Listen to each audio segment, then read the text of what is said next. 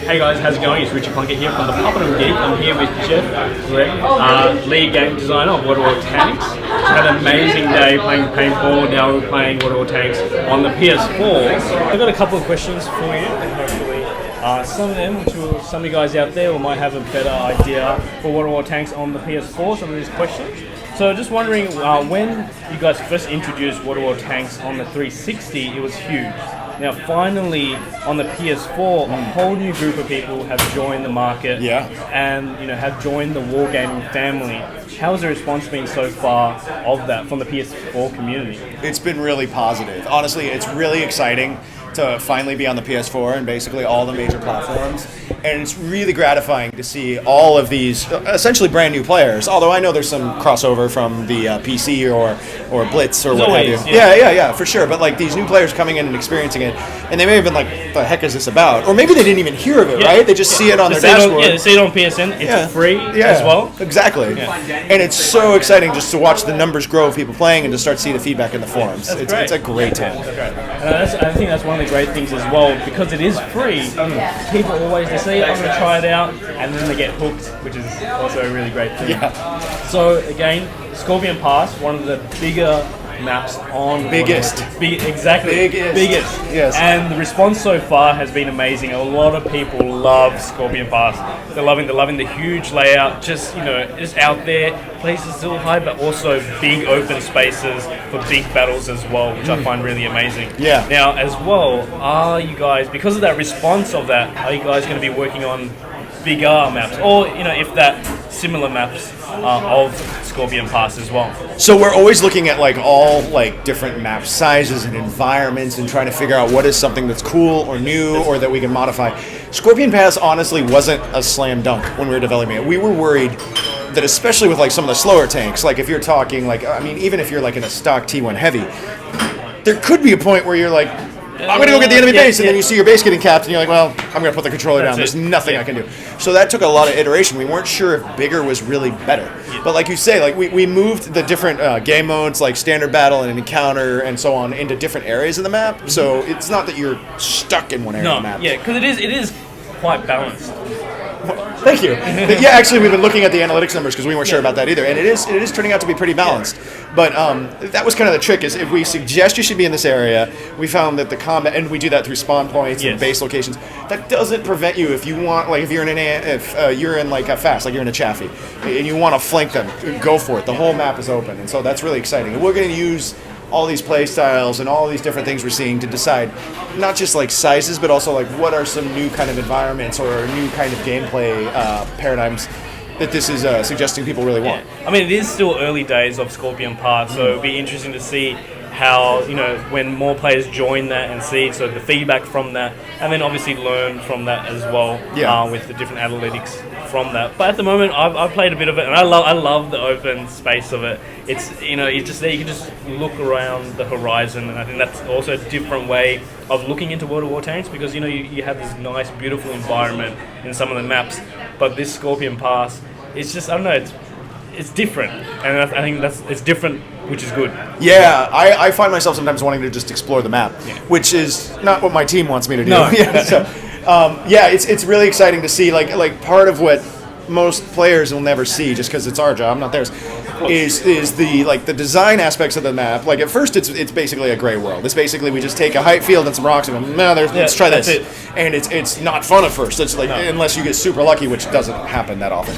So when the artists finally get a hold of it, they're like, actually, it'd be exciting if this was a road and this was a village and this was a water. Let's put this here. Let's see how this works. And then when you see that stuff start happening, oh my God, this is a sense of space. This is a real place. So that's super exciting, gratifying to see, and it's really cool to see people see the end product and not have to worry about all those steps. All the stuff that you guys, the developers, have to all worry about. Whereas us, we just enjoy the open space. Indeed.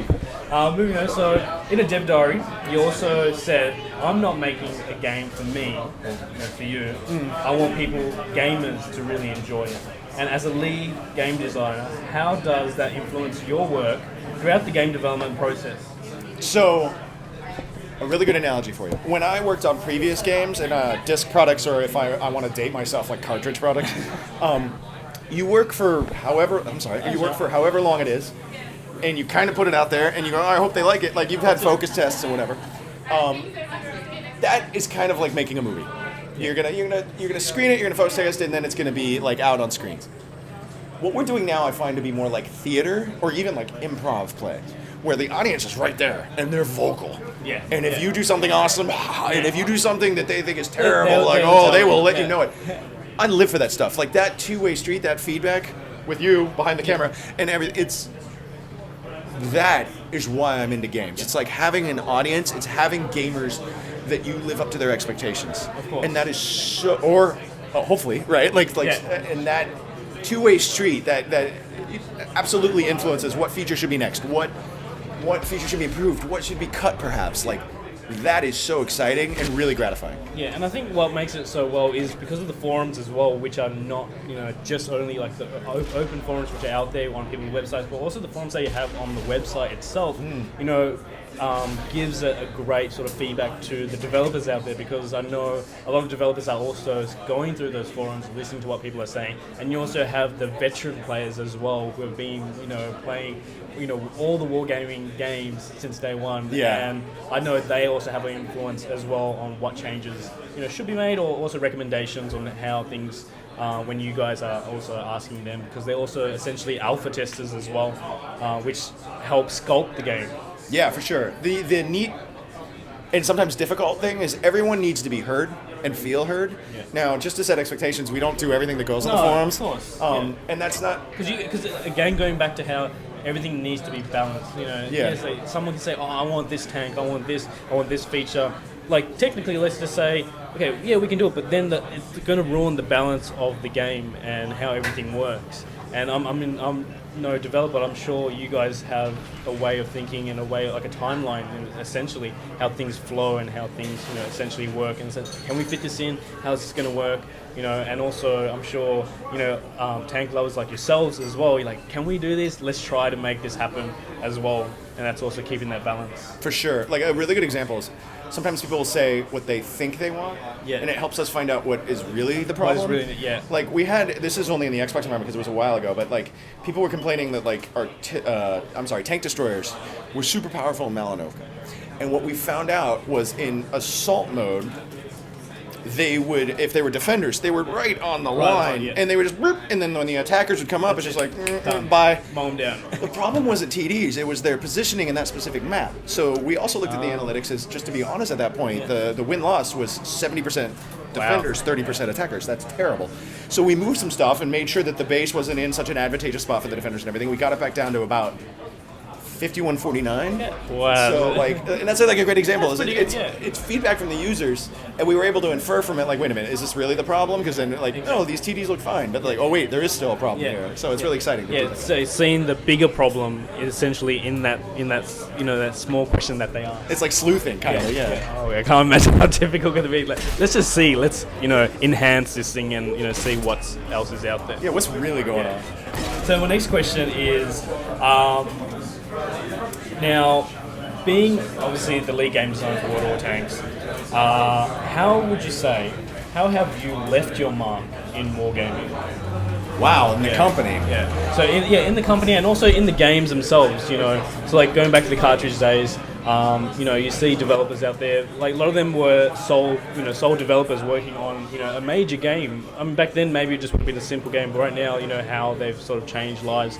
And wargaming does play, especially with those free-to-play games. A lot of people are dedicated to those games, and you having a big influence on that. How do you reckon you've sort of left your mark? So one of the biggest things I'm proud of, like I could answer that question with like features or something like that, but I think we're talking about a little bit bigger picture. Yeah. I think the fact that free-to-play is a proven model on the consoles. Now, I will never claim we were the first, because we weren't. No. Yeah. But I think it's fair to say we're one of the biggest, if Best. not Yeah. the biggest. Yes. And the fact that it is successful and able to be done, and you could have a game on a console, which thousands, tens of thousands, however many players can give you not one dime one. And if you want to think of it, if you want to put your business hat on it, you could still be profitable because of people that are enjoying your game and stuff like that. Yeah. Or if you want to put your gamer hat on, you could just go in there and there's always people to fight, and you always have your next goal. Like, maybe I want this American take here, maybe I want to go down the German line, whatever you want to do. proving that that's possible and that that's a maintainable and sustainable thing from an industry standpoint, I think I'm really proud of. And I don't think that's just a me thing. I think it's the team, right? Yeah, that's great. And I think finishing up, I think Wargaming has done that really well, and every part or every team member, like you watch your dev diaries and everything, and you see the love and passion that a lot of people put into this game, and the whole free-to-play game as well is there are a lot of other companies out there who do it. They do it, good job of it, but also there's Wargaming who does a really great way of having that quite balance, going back again to a balance of free-to-play, but also if you want to pay and have this tank, have that feature, have that quick repair, you can do that. But at the same time, if you want to sit, chill, shoot up some tanks, you can do that as well. Yeah, now in the most, in the comfort of your own couch on the PS4. Absolutely. Yeah. So thank you again. Thank you very much. It was an awesome day. Can't wait to play great this. Day. And we'll make sure we'll have some gameplay as well on the channel as well. Okay, thanks again, guys. Bye-bye.